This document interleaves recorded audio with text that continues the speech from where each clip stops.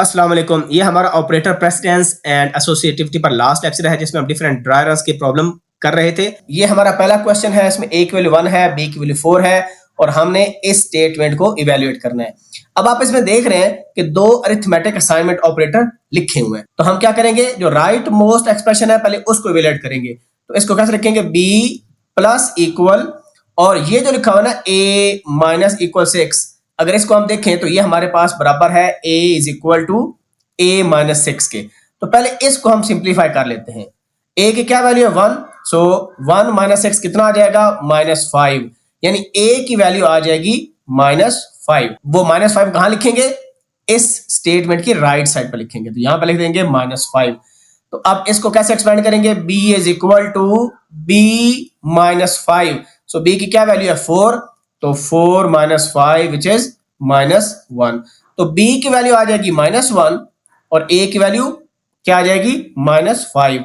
सो हमारे पास आ जाएगा -5, -1 is our answer. अब a की वैल्यू 2 है, b की वैल्यू 7 है, c की वैल्यू 10 है और हमने ये स्टेटमेंट को फाइंड आउट करना है और c की वैल्यू बतानी है। इसमें देखें ये भी अरिथमेटिक असाइनमेंट ऑपरेटर है, तो इसको करने का क्या तरीका है, c माइनस इक्वल टू, पहले हम राइट मोस्ट एक्सप्रेशन निकालते हैं, ठीक है जी। अब इसमें क्या लिखा हुआ है, a less than equal to b। अब a की कितनी वैल्यू है 2, तो हम लिखेंगे 2 less than equal to b की कितनी वैल्यू है 7। अब ये रिलेशनल ऑपरेटर है, less than equal to, comparison कर रहा है, क्या 2 7 से छोटा है, यस छोटा है, ट्रू है तो आंसर 1 आ जाएगा। तो हम लिखेंगे c माइनस इक्वल टू 1 और इसको कैसे एक्सपेंड करते हैं, इसको लिखते हैं c is equal to c minus 1, ठीक है। c की क्या वैल्यू है 10, तो जब इधर 10 पुट करेंगे 10 माइनस 1, आंसर कितना आ जाएगा 9, तो हमारे पास आउटपुट आ जाएगी 9। अब नेक्स्ट क्वेश्चन देखें, b की वैल्यू 50 है, c की वैल्यू 9 है, सिंपल ये स्टेटमेंट एग्जीक्यूट करनी है। तो b की वैल्यू पुट करें, कितनी आ जाएगी 50 डिवाइडेड बाय c की वैल्यू कितनी है 9 और मॉडुलो ऑपरेटर में c की वैल्यू लिखी हुई है 9, ठीक है। हमें पता है कि डिवीजन की और रिमाइंडर ऑपरेटर की सेम प्रेसिडेंस होती है, सो लेफ्ट टू राइट हम जाएंगे, 50 को 9 से डिवाइड करें। अब 9 5 45 होता है, तो क्योंकि दोनों इंटीजर्स हैं तो क्वोशिएंट भी इंटीजर आ जाएगा, 5 आ जाएगा और रिमाइंडर कितना 9। जब 5 को 9 से डिवाइड करते हैं तो 9 zeros are 0 होगा, ठीक है। तो रिमाइंडर कितना आ जाएगा 5, क्योंकि 9 1s are 9, इससे क्या हो जाएगा बड़ा, तो रिमाइंडर 5 बचा। तो इसका मतलब है इस स्टेटमेंट का जो आउटपुट आएगी वो कितनी आ जाएगी 5। अब नेक्स्ट क्वेश्चन में हमारे पास 4 इंटीजर्स हैं और ये स्टेटमेंट हमने पहले एग्जीक्यूट करनी है, उसके बाद सी आउट में a लिखना है। देखें ये भी अरिथमेटिक असाइनमेंट ऑपरेटर है, यानी a प्लस इक्वल टू, पहले हम राइट हैंड साइड इवेल्युएट करेंगे। अब देखिए क्या लिखा हुआ है, d equal equal b greater than c। d की कितनी वैल्यू है जी 1 है, अब देखें 1 इक्वल इक्वल b, b की कितनी वैल्यू है 15 एंड ग्रेटर देन क्या c, c की कितनी वैल्यू है 4। अब इक्वल इक्वल ऑपरेटर को कंप्यूट करने के लिए हमें क्या करना है, पहले राइट हैंड साइड को कंप्यूट करना है, ठीक है। तो 15 क्योंकि 4 से बड़ा है, ट्रू वैल्यू है, तो इस वजह से 1 आएगा और हमें पता है 1 इक्वल इक्वल 1 ये भी ट्रू है, तो इसका आंसर भी क्या आ जाएगा 1 आ जाएगा।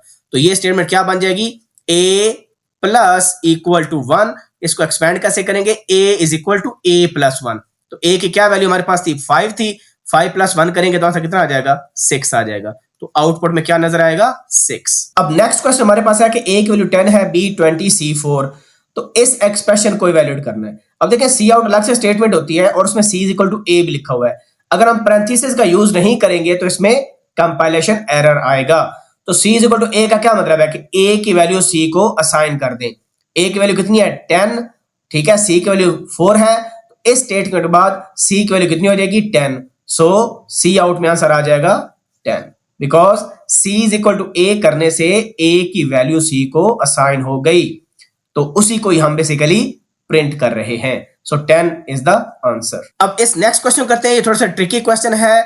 इसमें लिखा हुआ है unsigned short int a is equal to -15। अब देखिए आपको शॉर्ट इंट का पता होना चाहिए, 2 बाइट्स का होता है, 16 बिट्स का होता है, क्योंकि अनसाइंड है तो मिनिमम वैल्यू क्या आएगी 0 और मैक्सिमम वैल्यू 2 की पावर 16 माइनस 1, ठीक है, क्योंकि 16 बिट्स होती हैं 2 बाइट्स के अंदर। तो अगर मैं आंसर लिखूं तो आता है 16, 65, 535। इस रेंज में अनसाइंड इंटीजर लाई करता है, लेकिन हमने -15 असाइन किया, तो मैंने आपको ओवरफ्लो और अंडरफ्लो जो इंटीजर ऑपरेशंस थे या डाटा टाइप्स के थे उसमें बताया था कि अगर हम इस 0 से छोटी वैल्यू डालते हैं, -1 अगर इंसर्ट करते हैं तो a में क्या स्टोर होता है, मैक्सिमम वैल्यू स्टोर होती है। -2 करेंगे तो इससे पिछली वैल्यू यानी 534 स्टोर होगी। अब -15 क्योंकि काफी एंड पर आता है, तो इसका क्या तरीका होता है? इसका तरीका ये होता है कि ये जो लास्ट वैल्यू है, अपर लिमिट है 65, 535, इसमें से 15 माइनस करें और +1 करें। +1 मैं क्यों कर रहा हूं? क्योंकि -1 अगर मैं करूंगा तो सिंपली इसमें से माइनस करें तो वो 65, 534 हो जाता है, क्योंकि -1 जब असाइन करते हैं आंसर इंटीजर को तो ये अपर लिमिट बताता है, इसी वजह से +1 करना जरूरी है। -1 +1 करें, कैंसिल आ जाएगा, तो ये आंसर आ जाएगा। इसी वजह से जो वैल्यू आपने असाइन की वो लोअर लिमिट से नीचे थी, उसको माइनस करें और +1 कर दें, तो आंसर हमारे पास आ जाएगा 65, 521। ये आ जाएगा आंसर किसमें? ए के अंदर ये आंसर आ जाएगा इस इनिशियलाइजेशन के बाद। अब हम ए में +15 कर रहे हैं, इसमें जब +15 करेंगे तो आंसर कितना आ जाएगा? 65, 536 आ जाएगा। अब 536 देखें अपर लिमिट से नेक्स्ट वाला नंबर है, तो जो ही हम राइट साइड से अपर लिमिट क्रॉस करते हैं तो हमें कौन सी वैल्यू मिलती है? मिनिमम लिमिट जो है वो मिलती है। तो इस स्टेटमेंट के बाद ए में वैल्यू कितनी आ जाएगी? 0, और उसी को हम सी आउट करा रहे हैं, तो आंसर फाइनल क्या आ जाएगा? 0 आ जाएगा। अब इस क्वेश्चन में देखिए अनसाइंड कैरेक्टर फन, ठीक है। अब अनसाइंड जो कैर है उसकी जो रेंज होती है वो 0 से 255 तक होती है, क्योंकि 8 बिट्स का होता है, तो 2 की पावर 8 -1। अगर ये साइंड होता है यानी अनसाइंड हम ना लिखते, फिर -128 से +127 तक होती है। यहां पर हम फन में क्या डाल रहे हैं? 0 डाल रहे हैं, ठीक है। फन एक कैरेक्टर है, लेकिन अब इस 0 को हम असाइन कर रहे हैं इंटीजर ए को, तो भाई अब ए एक इंटीजर है, उसमें 0 वैल्यू है और उसी को हम सी आउट करा रहे हैं, तो आंसर क्या आ जाएगा? 0। अगर हम सी आउट करते ना, इस तरह फन को सी आउट करते, FUN फन ये आता, तो इसमें आउटपुट में कोई कैरेक्टर नजर नहीं आता, उसको हम कहते हैं नल कैरेक्टर, क्योंकि जो 0 है ये आस की वैल्यू होती है किसकी? नल कैरेक्टर की, जो उसको हम \0 भी कहते हैं। \0 की आस की वैल्यू 0 होती है इंटीजर के अंदर, तो अगर फन को सी आउट करते तब \0 प्रिंट होता है, जो कि नल कैरेक्टर है, तो स्क्रीन पर कुछ भी नजर नहीं आता, आप सिंपल नल कैरेक्टर लिख सकते थे। लेकिन जब हमने उस कैरेक्टर की जो इंटीजर वैल्यू है उसको एक इंटीजर को असाइन कर दिया, तो आउटपुट में 0 ही नजर आएगा। ठीक हो गया। अब next question, this is very very important question, और ये सेकंड लास्ट क्वेश्चन है, इसको करते हैं। यहां पर इंट a = 2 है और b एक इंटीजर है। यहां पर कैरेक्टर c में हमने 20 डाल दिया। नॉर्मली कैरेक्टर सी में हम कैरेक्टर डालते हैं, लेकिन हमने यहाँ पर क्या एक इंटीजर वैल्यू डाल दी। याद रखें जो 32 से नीचे वाले कैरेक्टर जितने भी हैं 0 से 32 या 0 से 31 तक, वो सारे स्पेशल कैरेक्टर्स के लिए होते हैं, उसको कंट्रोल कैरेक्टर्स भी कहते हैं, जिस तरह \t है, \n है, इस तरह के कैरेक्टर्स होते हैं। ठीक है, वो टेक्स्ट फॉर्मेटिंग में यूज होते हैं, उनमें जाने की जरूरत नहीं है। तो हमने इंटीजर वैल्यू कैरेक्टर को दे दी। अब उसके बाद जब ये स्टेटमेंट आएगी हमारे पास b = a and a -2, अब इस स्टेटमेंट में सबसे पहले क्या कंप्यूट होगा? ये देखें and a -2। अब हमें पता है जो माइनस की प्रेसिडेंस होती है वो ज्यादा होती है ये लॉजिकल एंड से, तो पहले a -2 कंप्यूट होगा। a की वैल्यू कितनी है? 2, 2 -2 करेंगे तो कितना आ जाएगा? 0। अब देखें a की क्या वैल्यू है? a की 2 है। जब 2 को एंड करेंगे 0 के साथ, तो एंड इस तरह काम करता है कि दोनों अगर नॉन जीरो वैल्यू ना, लेफ्ट ऑपरेंड और राइट ऑपरेंड, तब आंसर 1 देता है। अगर एक भी 0 हो गई तो आंसर क्या आ जाएगा? 0 आ जाएगा। ये एंड उसी तरह काम करता है जिस तरह हमारा एंड गेट काम करता है। 1 × 1 सिर्फ 1 होगा, 1 × 0, 0 × 1 या 0 × 0, 0 ही होगा। तो ये एंड इसी तरह काम करेगा, इसको कहते हैं लॉजिकल एंड। जब दोनों ऑपरेंड नॉन जीरो होंगे, बेशक माइनस हो या प्लस हो, आंसर तब 1 आएगा, अदरवाइज 0। तो पता चल गया कि बी का आंसर क्या आएगा? 0 आएगा। इसको मैं अपडेट करता हूं, तो यहां पर हम लिख देते हैं b = 0 हमारे पास आ। नेक्स्ट, अब ये काफी कंप्लेक्स आपको स्टेटमेंट लग रही है। इसमें देखें, इसमें कंपाउंड असाइनमेंट ऑपरेटर यूज हुआ है, जिसको हम अरिथमेटिक असाइनमेंट ऑपरेटर कहते हैं। एक तो b += लिखा हुआ है, फिर c × लिखा हुआ है। 2 कंपाउंड असाइनमेंट ऑपरेटर यूज हुए हैं। तो इसका क्या तरीका होता है? सबसे पहले अगर हम प्रेसिडेंस वाइज भी देखें तो डिवीजन की प्रेसिडेंस सबसे ज्यादा होती है, और कंपाउंड असाइनमेंट ऑपरेटर का ये असूल है कि पहले राइट हैंड साइड जो है वो इवैल्यूएट होती है, क्योंकि मैंने आपको बताया था जो असाइनमेंट ऑपरेटर्स हैं जितने भी, उनकी पहले राइट हैंड साइड इवैल्यूएट होती है, फिर आंसर असाइन होता है इसको। तो सबसे पहले हम इसको कंप्यूट करेंगे 5 / 256, क्योंकि डिवीजन की प्रेसिडेंस सबसे ज्यादा होती है। जब हम 5 को डिवाइड करेंगे 2.56 पर, तो हमारे पास आंसर आएगा 1.95।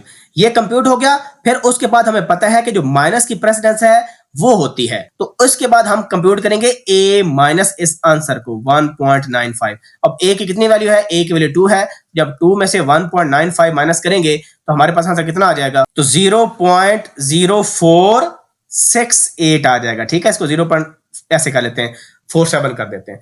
ये हमारे पास आंसर आ गया जी। इस स्टेटमेंट है जो राइट हैंड एक्सप्रेशन आपके पास लिखी हुई है a-5 डिवाइडेड बाय 2.56। तो जब हमारे पास ये कंप्यूट हो गया, अब हम अप्लाई करेंगे इन ऑपरेटर्स को। तो हम कैसे लिखेंगे? हम लिखेंगे a is equal to b plus equal to, सबसे पहले इसको ओपन करते हैं। इसका मतलब क्या है? इसका मतलब है c multiply bye right hand side जो कि हमने निकाल लिया है 0.047। अब c में कितनी वैल्यू पड़ी है? 20। तो जब आप 20 को मल्टीप्लाई करेंगे 0.047 के साथ तो आंसर क्या आ जाएगा? आंसर आ जाएगा 0.93। लेकिन हमें पता है कि जो आस्क की वैल्यू होती है, जिस तरह मैंने यहां पर आस्क की वैल्यू लिखी 20, तो ये हमेशा इंटीजर होती है। ये 0.3 है तो ये इसको क्या कर देगा? ये जो फ्रैक्शनल पार्ट है इसको खत्म कर देगा। ठीक है, तो हमारे पास सिंपल क्या आ जाएगा? 0।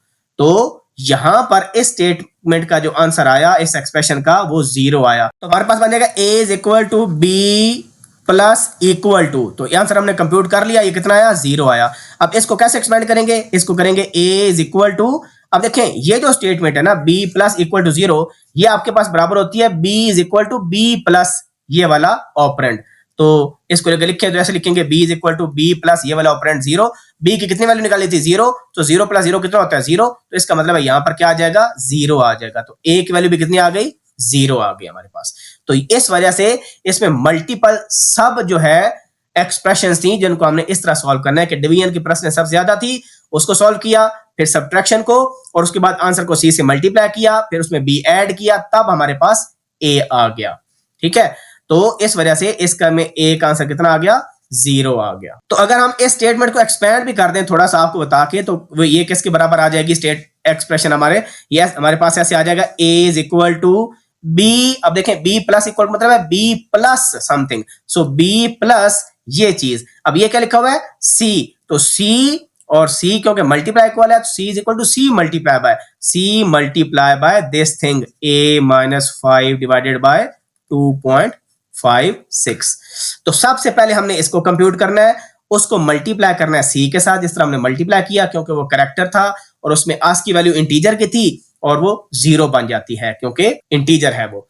और उसको हमने b में ऐड किया, तो यहां पर हमने ऐड भी कर लिया और वो आंसर किसका आ गया? a का। तो एक्सप्रेशन को इस तरह सिंप्लीफाई करते हैं। तो अब हम आउटपुट बताते हैं जी। आउटपुट में क्या लिखा हुआ है? यहां पर आउटपुट लिखने की कोशिश करते हैं। इस जगह पर आउटपुट में पहले a लिखा हुआ है, तो a की वैल्यू क्या है? 0। वो तो एज इट इज 0 आ जाएगी। यहां पर हमें आगे क्या? बैक स्लैश n कर्सर को नेक्स्ट लाइन में ले जाता है, इस पॉइंट पर ले जाएगा, और आगे स्पेस के बाद c लिखा हुआ है, स्पेस लिखेंगे और उसके बाद c लिख देंगे, यानी यहां पर कोई कैरेक्टर नहीं आएगा।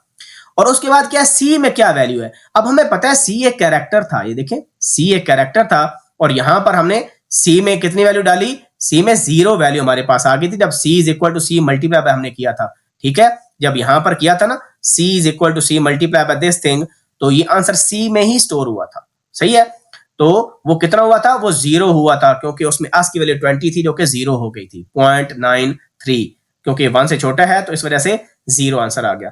तो 0 क्योंकि कैरेक्टर है और ये आस्क की वैल्यू किसकी है? नल कैरेक्टर की। तो यहां पर हमें नल कैरेक्टर होना चाहिए था, लेकिन हमें पता है नल कैरेक्टर प्रिंट नहीं होता, लिहाजा हमने यहां पर कुछ भी प्रिंट नहीं करना। फिर आगे एंडल है, एंडल दोबारा हमें इधर ले जाएगा, और b की वैल्यू कितनी थी? b की वैल्यू भी हमारे पास 0 आई। ठीक है, a की वैल्यू भी 0 आई और यहां पर b की वैल्यू भी 0 आई थी, तो यहां पर हम डाल देंगे 0। तो हमारा आंसर क्या आ जाएगा? ऐसे लिखा जाएगा 0, फिर यहां पर लिखा जाएगा c और यहां पर लिखा जाएगा 0। ये आंसर है हमारा। इसमें अगर कोई और कैरेक्टर की आस्क की वैल्यू होती हमें वो नजर आ जाता, क्योंकि 0 नल कैरेक्टर या बैक स्लैश, ये जो बैक स्लैश 0 होता है इसकी आस्क की वैल्यू 0 होती है। ठीक है जी, तो ये काफी लेंथी क्वेश्चन था, ये मैंने आपको करा दिया। अब हम करते हैं लास्ट क्वेश्चन। अब लास्ट क्वेश्चन में ये देखें, ये जो एंड है ये बिट वाइज एंड लिखा हुआ है, और ये जो लेस देन ऑपरेटर नजर आ रहा है ये आपके पास लेफ्ट शिफ्ट ऑपरेटर, इसको कहते हैं bit wise left shift operator, और इसकी डायरेक्शन राइट की तरफ है, इसको कहते हैं bit wise right shift operator. Normally cout में हम ये लिखते होते हैं, तो सी आउट में ये होता है स्ट्रीम इंसर्शन ऑपरेटर, क्योंकि कंसोल पर इंसर्ट कर रहा होता है कैरेक्टर्स को। और इसको कहते हैं स्ट्रीम एक्सट्रैक्शन ऑपरेटर, जो कि cn के साथ लगता है क्योंकि ये कीबोर्ड से एक्सट्रैक्ट कर रहा होता है।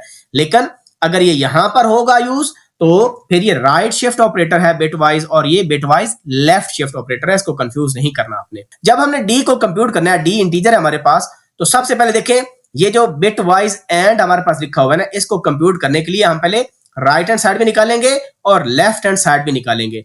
अब सबसे पहले राइट हैंड साइड वाला ऑपरेंडर निकालते हैं। उसमें क्या लिखा हुआ है, सी राइट शिफ्ट ए की कितनी वैल्यू है 2 और सी देखें सी 60 है ना, तो सबसे पहले आप 60 की बाइनरी वैल्यू लिखें। तो 60 कैसे बनता है, अगर हम बिट्स में देखें तो हमारे पास क्या होता है 32, क्योंकि अगली जो 64 है 2 की पावर जो 6 बनती है वो बड़ा नंबर बन जाता है। तो 32 करेंगे प्लस 16 करेंगे कितना हो जाएगा 48 और प्लस 8 करेंगे, ठीक है। तो देखिए कितना बन गया, ये 40 बन गया और 56 बन गया और प्लस 4 करेंगे। तो ये कॉम्बिनेशन हम लिख देंगे बाइनरी के अंदर, यानी सी को हम कैसे लिखेंगे, ये देखें 32 वाला 1 और 16 वाला 8 वाला 4 वाला 2 वाला और 1 वाला 0 हो जाएंगे। ये तो हमने लिख दिया किसको, सी को।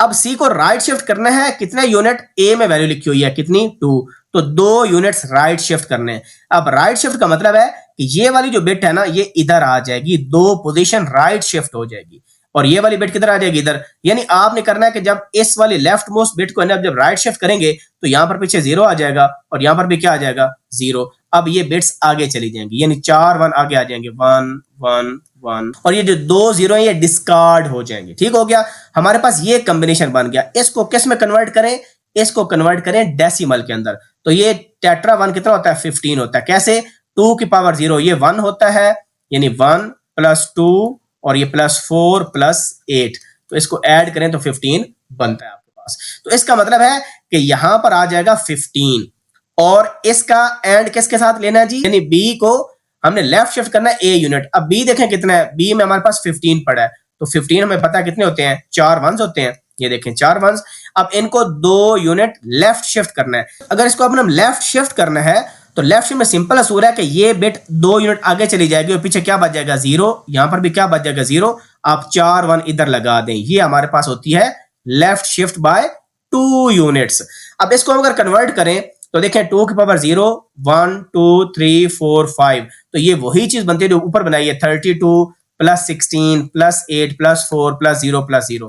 तो हमारे पास ये कितना कॉम्बिनेशन है, ये 60 होता है क्योंकि पीछे हम करके आए हैं। तो इसका मतलब है इसका आंसर आ जाएगा 60 और राइट जो शिफ्ट हमने किया उसका आंसर कितना आ गया 15। तो अब इन दोनों का बिट वाइज एंड करना है। अब ये बिट वाइज एंड क्या होता है कि जो बिट्स हैं उसके हिसाब से ये हमारे पास आंसर किसका आया, ये 60 का आंसर आया। इसके नीचे आंसर किसका लिख लें, जो 15 हमारे पास आया था वो था ऐसे करके 1 था, 4 1 थे। ठीक है, अब बिट वाइज एंड का मतलब ये है कि एंड किस तरह काम करता है, मल्टीप्लीकेशन सिंपली आपने करनी है। तो आंसर में हमारे पास क्या आ जाएगा, जहां पर सेम 1s है वहां पर आंसर 1 1 into 1 1 और जो एक भी 0 वहां पर 0 1 into 0 0 1 into 0 0 और इसको करें 1 into 1 1, यहां पर 1 आ जाएगा, यहां पर भी 0 यहां पर भी 0। तो ये हमारा क्या आ जाएगा आंसर 2 की पावर 0 2 की पावर 1 2 की पावर 2 2 की पावर 3। तो 3 कितना होता है 8 और 2 की पावर 2 कितना होता है 4, तो आंसर इज 12। तो इस सी आउट स्टेटमेंट का यानी डी का आंसर कितना है, आना है 12 आना है। सो डी इज इक्वल टू 12। तो कंसोल पर हमें 12 नजर आ जाएगा आउटपुट के अंदर। तो इस वजह से थोड़ा सा ट्रिकी था और लेंथी था। तो आपने इन नंबर्स को पहले कन्वर्ट करना है बिट्स के अंदर, फिर शिफ्टिंग डालनी है और जो आंसर आए उसका बिट वाइज एंड लेना है। एंड का मतलब जब दोनों 1 into 1 होंगे तब आंसर 1 आएगा, अदरवाइज 0। और फिर उसको कन्वर्ट किस में करना है, डेसिमल के अंदर। तो फाइनल आंसर किस में आएगा, डेसिमल के अंदर आएगा। ठीक है जी, तो ये सारे क्वेश्चन हमने कर लिए। आप इनको चेक कर सकते हैं, VS कोड में चेक करें या ऑनलाइन कंपाइलर में या डेव C++ में या स्टूडियो में। जो इशू आया था वो तब आता है जब आपके पास मल्टीपल इंक्रीमेंट डिक्रीमेंट स्टेट होते हैं, तब अनडिफाइंड बिहेवियर होता है, तब कंपाइलर्स डिफरेंट आंसर शो करते हैं। ये जो बाकी क्वेश्चन में कराए इसमें कोई इतना प्रॉब्लम नहीं होगा। थैंक यू वेरी मच, अपना ख्याल रखें। कोई क्वेश्चन हो please ask in the comment section. अल्लाह हाफिज़।